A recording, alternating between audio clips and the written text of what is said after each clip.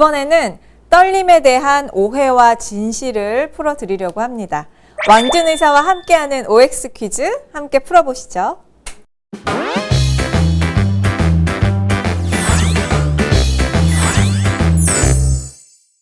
자, 지금부터 OX 퀴즈를 시작을 할 텐데 제가 질문을 드리면은요, 잘 듣고 정답이 O인지 X인지 결정을 하셔서 이렇게 들어주시면 됩니다. 네, 아셨죠? 자, 첫 번째 문제 드릴게요. 아까 강의 중에 좀 한번 언급을 하셨어요. 그래서 잘 들으셨는지 또 체크가 될 것 같습니다. 네. 눈꺼풀 떨림은 마그네슘만 먹으면 좋아진다.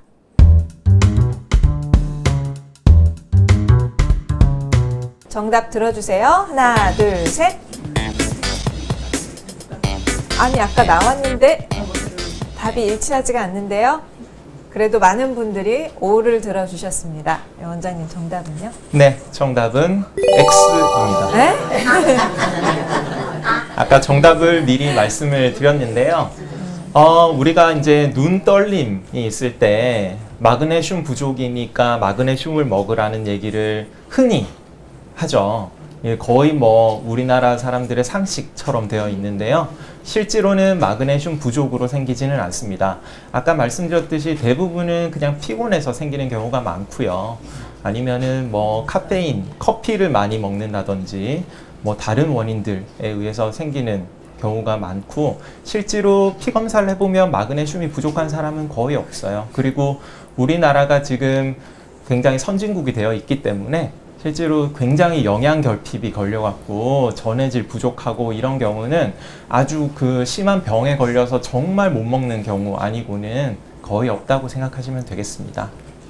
아니, 1번 문제가 이미 한번 나왔던 얘기라서 너무 쉬워서 제가 걱정을 했는데 어떻게 이렇게 반대로 많이 들어주셨어요?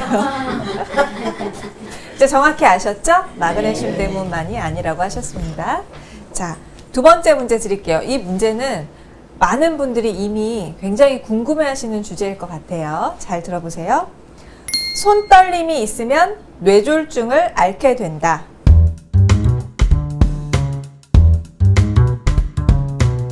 정답 들어주세요. 하나, 둘, 셋.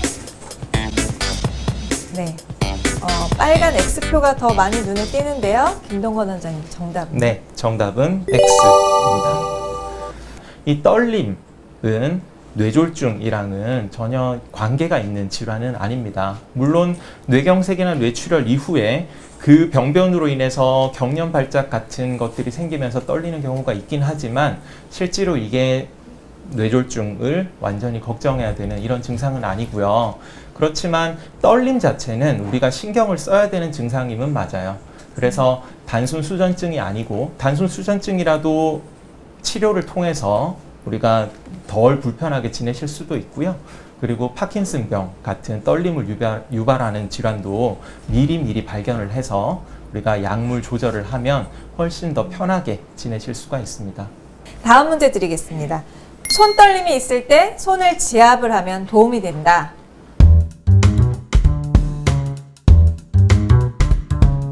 들어주세요. 하나, 둘, 셋.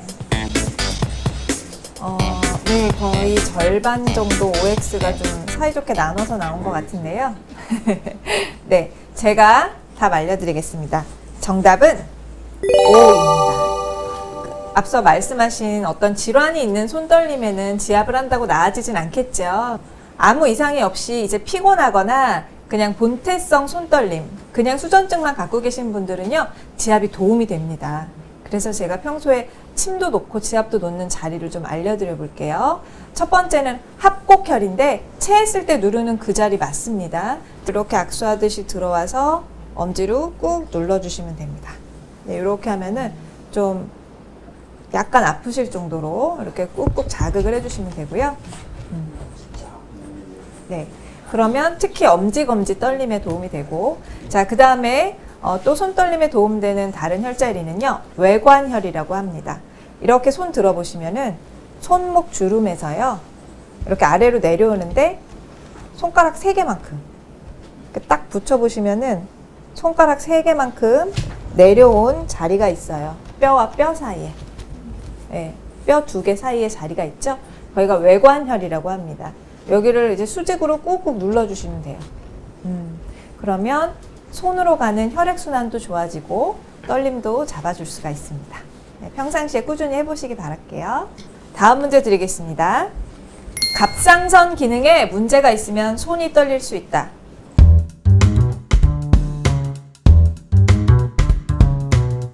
들어주세요. 하나, 둘, 셋. 네, 이것도 절반씩 나왔는데요. 원장님 정답은요? 네, 정답은 O입니다. 이것도 아까 제가 말씀드린 부분 중에 하나인데요. 갑상선이 우리 몸에서 중요한 호르몬을 내는 셈이에요. 근데 갑상선 호르몬이 과도하게 나오는 갑상선 기능 항진증이 돼 있으면 이렇게 몸 떨림, 특히 손 떨림이 나타날 수가 있습니다. 갑상선은 우리가 흔히 갑상선에 이상이 있는지를 아는 증상으로는 뭐 추위라든지 더위라든지 이런 걸 많이 타는 경우, 아니면 쉽게 피곤해지는 경우는 갑상선 호르몬 검사를 해볼 수가 있고요.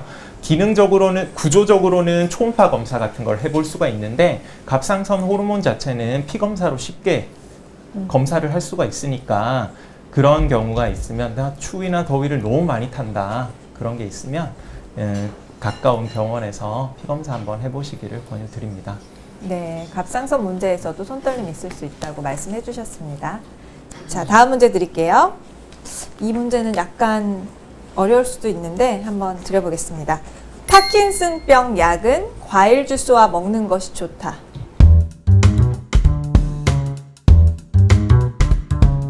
들어주세요. 하나, 둘, 셋. 네, X를 대부분 들어주셨습니다. 김동건 원장님. 네, 정답은 O입니다. 되게 아쉬워들 하시는데요.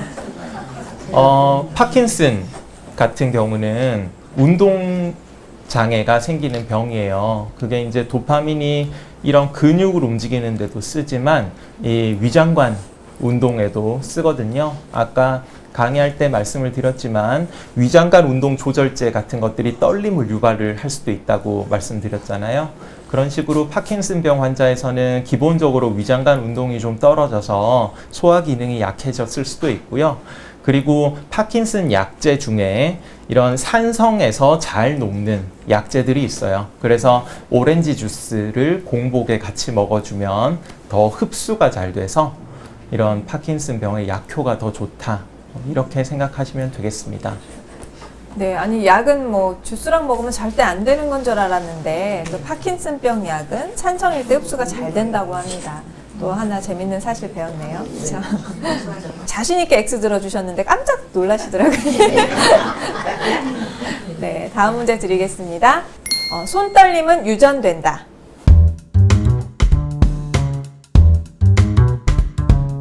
맞으면 O, 틀리면 X. 하나, 둘, 셋. 네, 이것도 절반씩 드셨습니다. 원장님 정답은요? 네, 정답은 O입니다. 네. 우리가 이제 걱정스러운 부분들이, 내가 손을 떠는데 우리 자식들, 우리 손자, 손녀들이 또 손을 떨면 어떨까 되게 걱정스러운 부분들이 있는데요. 일반적으로 모두 다 유전이 되는 건 아니지만 그런 유전 소인이 있긴 있습니다. 본태성 떨림 같은 경우도 그렇고요.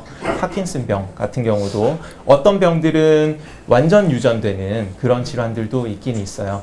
그냥 뭉뚱그려서 보면 한 30% 정도는 유전 소인이 있을 거라고 생각하시면 되겠습니다.